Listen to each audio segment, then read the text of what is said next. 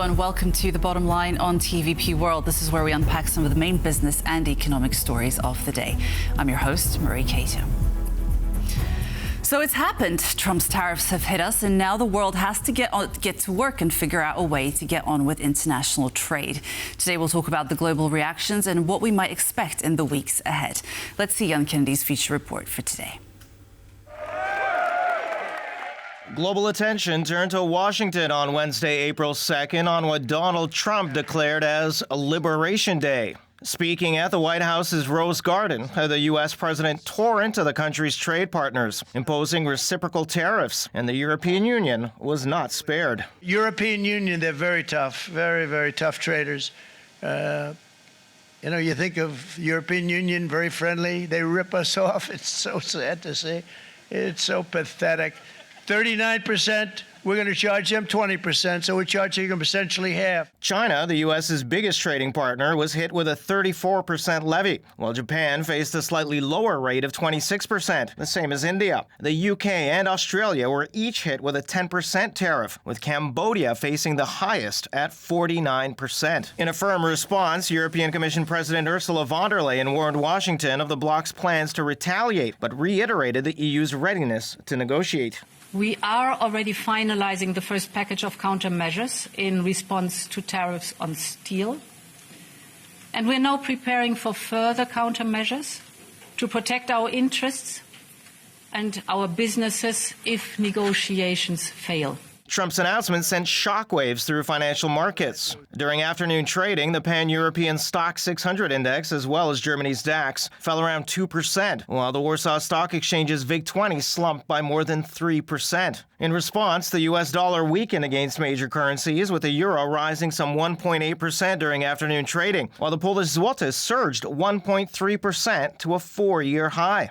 The markets will perceive it negatively because it is, of course, at the upper end of what was expected. These reciprocal tariffs had already been expected, but it was quite a lot.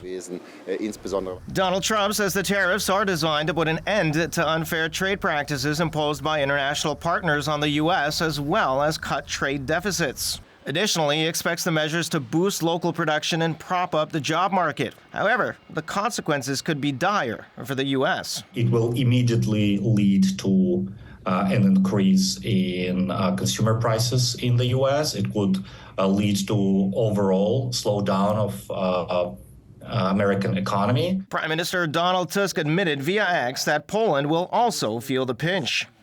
According to preliminary estimates, the new U.S. tariffs could reduce Poland's GDP by 0.4%, meaning that losses will exceed 10 billion zloty in a cautious estimate.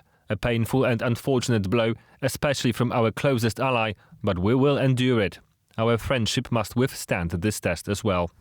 However, many economists perceive these tariffs as a negotiating tool to spark a reaction from partners and prompt a reshuffle of global trade. If you take that on board, then we are not at the end of this global trading system, but there is a recalibration, a reorientation in which perhaps one or two trade barriers will be dismantled in the course of this. A response from the EU appears inevitable. However, economists caution against escalating this dispute too far. If we escalate, we must think about the consequences.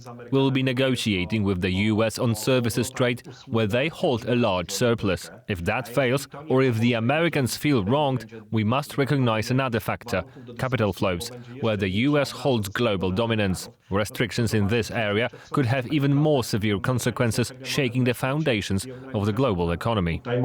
After Trump struck the first blow, the ball is now in the court of the U.S.'s trade partners. The coming days will show how they respond.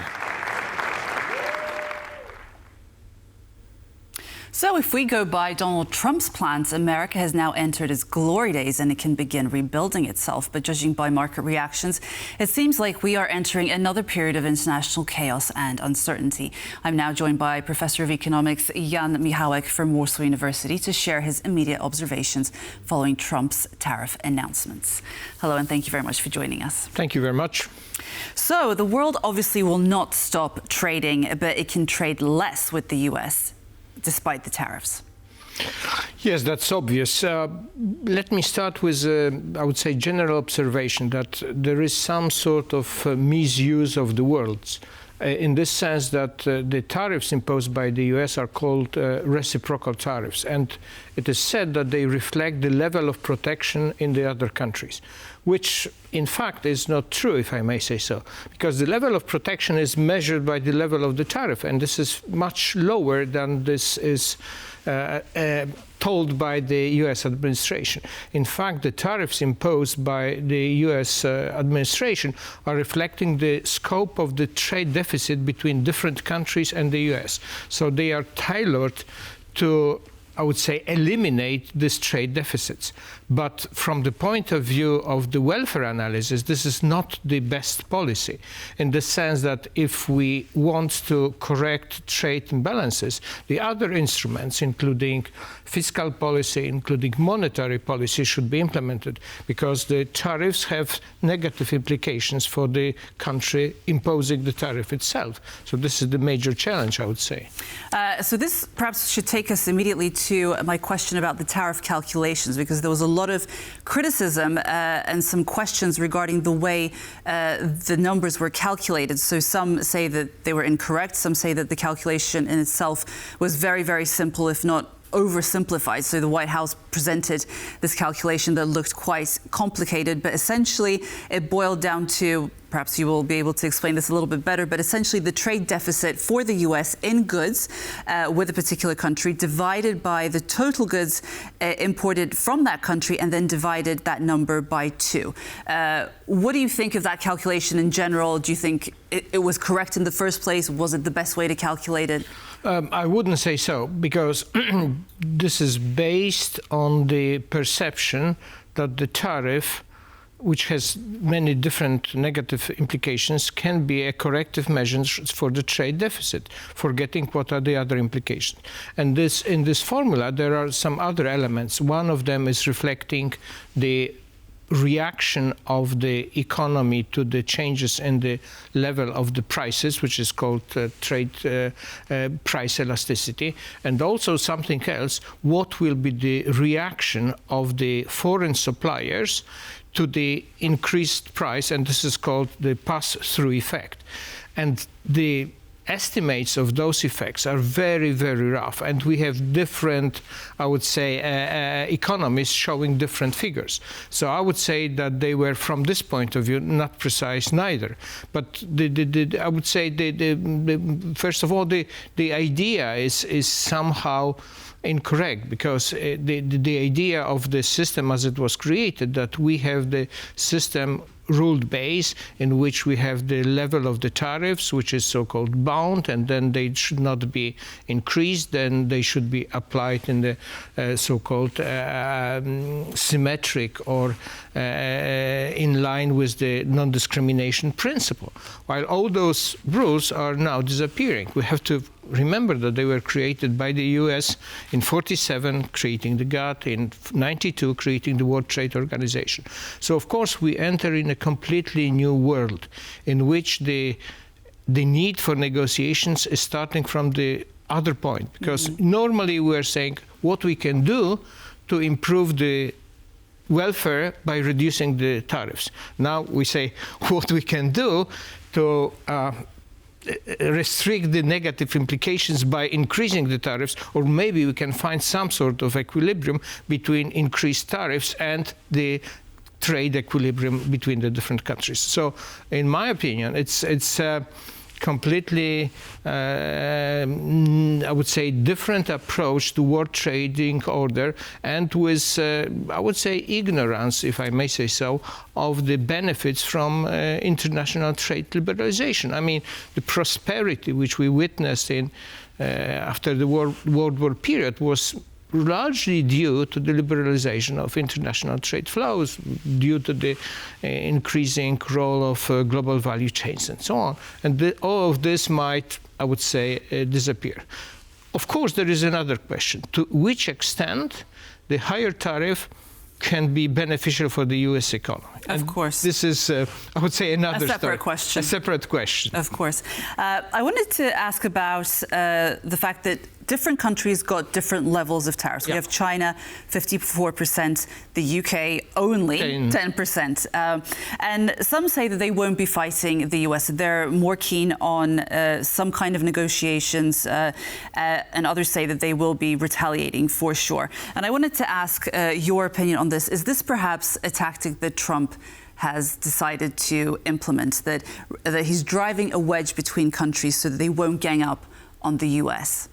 Or is it just easier for him to perhaps extract some kind of concessions out of them one by one? Yeah, this is my impression. I mean, in the old global system, the idea was that if we have some rule-based system, then there is a chance for smaller and weaker countries, because all of them are treated in the same way.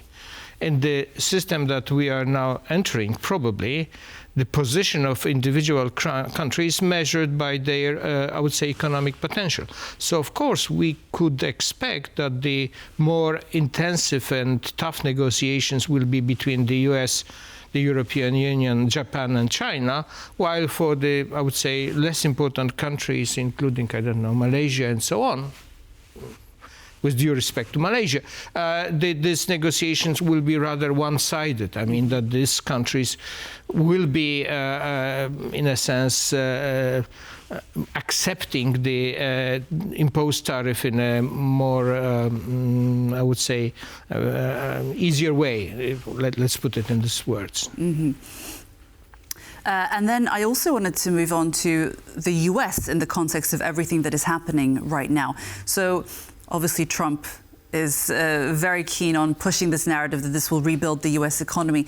Do you think that it's actually realistic that these tariffs will boost the US economy sooner rather than later, that the pain will allow for the gains that Trump anticipates? Well, in principle, it can happen, but it can happen only in the long run and only if this policy is really consistent. I mean, if we have this sort of changes from one day to another in the level of the tariffs and the targeting different industries and different countries, it will not be very helpful, in my opinion, because the long-term changes require long-term decisions on foreign direct investment and so on. So I must say, if this policy will be long-lasting and would be accepted by the other countries in this sense that we will find some sort of equilibrium in the level of tariff between different countries, perhaps yes. Although, when you say long-lasting, what do you mean by that? Long-lasting, I mean there must be a perspective 4, 5, 6 years, not perspective of 2, 3 months or 1 year, because this is far too short to have any sort of, I would say, investment reactions. And then we, of course, have to notice what is happening, that one thing is what is the structure of the market.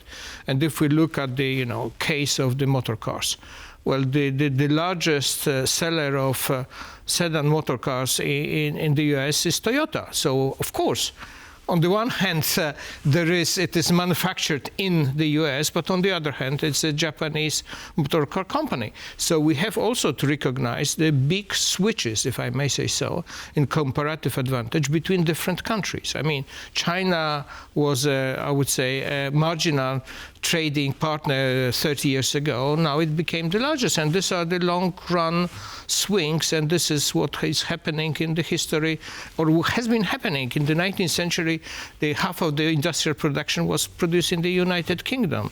In 1945, half of the industrial production was produced in the United States. So there are long-term changes, and in a sense, I don't think that they can be reversed completely. They can be modified, but not reversed. This is my opinion. But a 10% tariff increase means around 4% consumer price increase. And retailers might actually use this narrative to raise prices even more. So this is going to be hard and painful for Americans to accept in the long run. Yes, of course. I would say it might be beneficial in the sense of the industrial production. For sure, at least in the short run, it will be detrimental for the domestic consumers. I mean, basic theory says the following. If we impose a tariff, then there will be gains for the protected industry. there will be gains for the fiscal revenue, and there will be losses for the consumers. The losses for the consumers are usually higher than the gains for the producers and fiscal revenue. So, of course, at the end, there will be I would say, fee paid by the consumers. And then the question is to which extent this is acceptable by the consumers, to which extent it will affect the, I would say, next president in capital and so on. So there are other questions which might affect the long-run implications of this policy.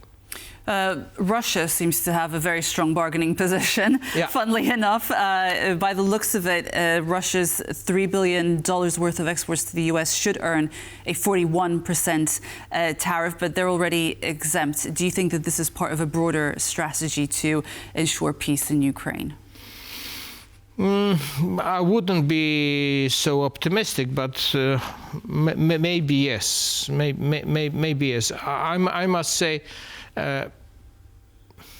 I'm not sure whether mixing up the purely economic instruments with political instruments is always giving the best results. So from this point of view, I'm not sure about the outcome of this type of strategy. And okay, maybe I stop here. Okay. All right. Well, we have plenty of other things to talk about. So I want to move on to China, also a difficult angle here, but it's in a bit of a pickle. It's an interesting angle. We know that it's invested in Mexico heavily to bring down its manufacturing costs and circumvent the US tariffs. We're going to show some manufacturing facilities in Mexico near the US border here for our viewers. But it's been a carefully implemented strategy to bring down costs for China. But this strategy will still be in some ways valid because the tariffs on China are at 54%. In Mexico, they will remain at 25%. So in some ways, China still sort of gets away with it.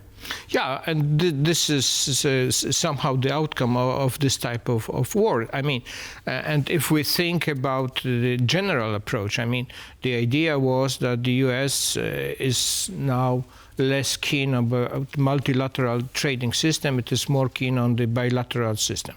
And creation of NAFTA was the important step. So, of course, on the one hand, we might say, well, the tariffs were imposed also on Canada and Mexico, but on the other hand, they are now at a much lower level. So, of course, it gives chances for the countries like China. But this is happening, I would say, everywhere, and this is also the historical, I would say, experience that when the market is protected by tariffs, there is something which is called sometimes tariff jumping, that the foreign investors are trying to enter the market by setting up the production in this region. And this was also happening in Europe. We had the, I don't know, Japanese, Korean, and Chinese investment in Europe just to be inside the internal market of the Europe and then being able to sell the goods without any additional trade barriers. So this is something quite natural in international economics. The few experts that we've spoken to over the last few days have said that the only way forward for the EU is to just basically get on with different free trade agreements and to move on fast and build an alternative global trade network. For instance, India is a good place to focus on. Do you agree with that? Yeah, I would agree. And in fact, we see this sort of policy already from some period of time. I mean, after the collapse of the last round of WTO, I mean, Doha round, it became clear that there is no more room for multilateral trade liberalization. So, in fact, the EU has increased the number of agreements with the South American countries in the Eastern Asia and so on.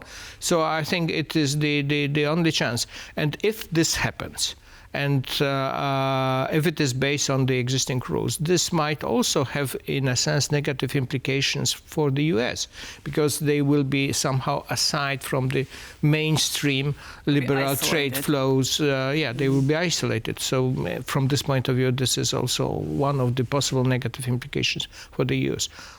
This is my impression. Okay, Professor Jan Michałek, economics professor at Warsaw University, thank you so much for joining us today. Thank you very much for inviting me.